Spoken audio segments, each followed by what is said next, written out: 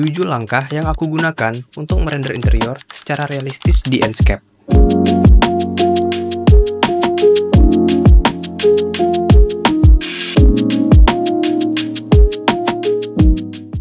Pertama, referensi. Kalian harus tahu dulu style desain seperti apa yang ingin kalian render. Misal, kalian ingin merender desain Skandinavian. Kalian bisa cari gambar referensi di Google atau Pinterest, dan kalian sebaiknya mengumpulkan gambar-gambar interior Skandinavian sebagai referensi. Di sini, aku menggunakan aplikasi PureRef untuk mengumpulkan semua gambar referensi yang sudah aku kumpulkan. Kalian juga bisa menggunakan Miro yang berbasis web sebagai wadah mengumpulkan referensi. Sekarang, kita coba membedah apa saja sih elemen atau ciri khas dari desain interior Skandinavian. Ciri khas desain Skandinavian yaitu penggunaan warna netral dan terang seperti putih, abu-abu, dan krem yang bertujuan menciptakan kesan lapang. Kemudian menggunakan bukaan jendela yang besar agar cahaya matahari bisa masuk dengan maksimal. Penggunaan material yang terkesan alami juga menambah hangat suasana ruangan seperti material kayu. Ciri khas lainnya yaitu penggunaan furniture yang minimalis namun tetap fokus pada fungsi, bukan ornamen. Sentuhan tanaman hias juga menunjukkan adanya koneksi alam pada desain. Yang kedua, jangan modeling semuanya. Setelah kalian kumpulkan semua referensi yang ada, kalian harus mengisi ruangan kalian dengan referensi tersebut. Kebanyakan kita akan membuat manual 3D furniture dari nol, yang mana itu akan menghabiskan waktu yang sangat lama. Aku sarankan, untuk furniture kalian bisa download di internet agar dapat menghemat waktu dalam merender.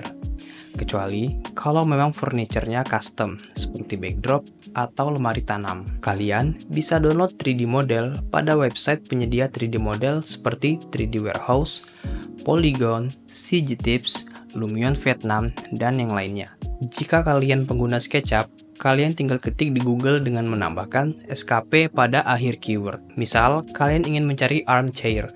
Kalian tinggal ketik armchair SKP dan pilih gambar untuk melihat previewnya. Pemilihan 3D model juga sangat penting karena 3D model dapat membuat render kita terlihat lebih realistis. Misal, aku gunakan 3D model yang low poly. Renderan kita akan terlihat kurang realistis. Berbeda jika furniture-nya aku ganti dengan 3D yang high poly. Namun, kita juga harus berpatokan pada referensi agar kita tidak salah dalam memilih 3D model. Walaupun 3D model kita bagus, high poly, tetapi desainnya tidak pas, renderan kita akan terlihat aneh. Yang ketiga, lighting. Sebelum kita mengaplikasikan material dan detail-detail lainnya, kita bisa menambahkan lighting terlebih dahulu ke dalam scene kita, agar nantinya saat kita memberi material, akan terlihat maksimal potensi dari material tersebut, karena terkena cahaya dengan baik. Di Enscape, kita bisa mulai dari lighting natural dari HDRI yang bisa kita kombinasikan dengan artificial light dan sun. Dan selanjutnya, daripada menggunakan spotlight dari Enscape, kita bisa menggunakan IS agar kita bisa mendapatkan pola lighting yang lebih dinamis dibandingkan spotlight Enscape yang tidak memiliki pola. Yang keempat, slice of life. Nah, jadi apa sih slice of life? Simpelnya yaitu situasi kehidupan sehari-hari. Kita bisa menganalisis apa saja sih yang terjadi di sekitar kita. Contohnya, pada furniture, kursi disusun dan tidak akan terlihat sempurna urutannya. Pasti ada yang sedikit miring, ada yang maju, ada yang geser, dan itu akan terlihat lebih natural. Contoh lainnya, bisa dilihat pada meja kalian sekarang. Ujung pada meja tidak mungkin runcing 90 derajat. Ada sedikit lengkungan yang bertujuan agar tidak sakit jika terkena tangan. Pada SketchUp, kita bisa gunakan plugin seperti Run Corner atau Bevel untuk membuat bevel pada sudut 3D. Selanjutnya, kita bisa menambahkan aksesoris seperti buku di atas meja yang menandakan bahwa ruangan tersebut digunakan oleh penghuninya untuk membaca buku. Selain itu, kita bisa menambahkan noda atau imperfection pada material yang kita gunakan, seperti guratan atau bercak, yang mana kita akan bahas di step selanjutnya, yaitu material. Sebelum ingin mengaplikasikan material, kalian harus tentukan dulu warna atau color palette apa yang ingin kalian gunakan seperti referensi yang sudah kita kumpulkan, agar tidak salah arah. Jangan sampai kita menggunakan warna yang kurang tepat. Walaupun tekstur kita sudah high quality, tetapi warna yang kita atur tidak tepat, maka hasilnya akan terlihat kurang bagus. Aku menyarankan untuk kalian menggunakan PBR material, karena dengan PBR material kita akan mendapatkan hasil material yang lebih detail dan realistis. Salah satu website penyedia PBR material adalah Ambient CG. Di sana, kalian bisa mendownload banyak jenis material seperti wood,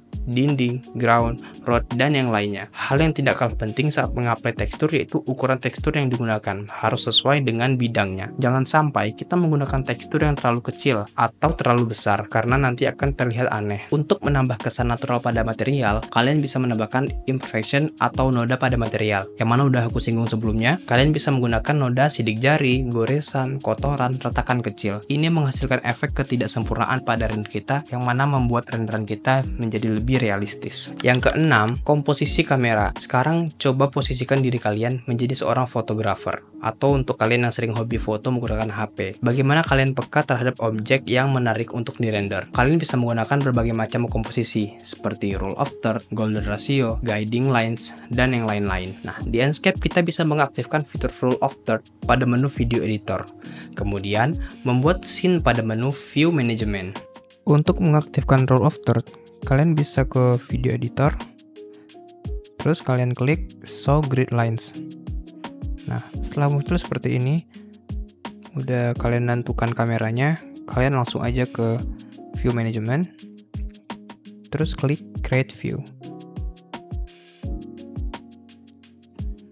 Namun, sebelum kalian mengambil view kamera, pastikan kalian mengaktifkan save frame di Enscape agar kalian dapat memastikan semua elemen penting masuk ke dalam frame. Pemilihan focal length juga penting dalam merender. Nah, untuk wide shot, kalian bisa gunakan FOV mungkin sekitar 100 sampai 90, atau mungkin kalau lebih lebar lagi bisa sampai 110 ya. Kalau kalian pengen yang detail shot, kalian bisa gunakan sekitar 30 sampai 50. Seperti ini.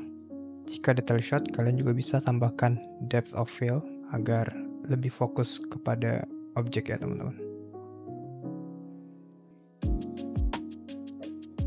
Kita tidak harus menampilkan semua isi ruangan. Kita bisa mengambil bagian-bagian yang terlihat menarik seperti detail dari furniture. Dan yang terakhir, mungkin ini tidak terlalu krusial karena efek di Enscape tidak terlalu mengefek ya menurutku pribadi. Kalian bisa menambahkan adjustment pada tab image. Kalian bisa mengatur highlight, shadow, saturation, dan temperatur sampai sesuai dengan kebutuhan image kalian. Kemudian, pada tab image, aku pribadi lebih sering menonaktifkan semua effects agar render terlihat lebih clean tanpa terfilter efek apapun. Nah, jadi itu dia 7 langkah yang aku gunakan untuk menciptakan render interior yang realistis di Enscape. Dengan menerapkan tips ini secara konsisten, aku yakin render kalian akan jauh terlihat lebih baik. Ingat, latihan itu kunci. Teruslah bereksperimen dengan step settingannya, dan jangan takut untuk mencoba hal baru. Kalau kalian merasa video ini bermanfaat, jangan lupa like, komen, dan subscribe ke channel ini untuk konten render lainnya.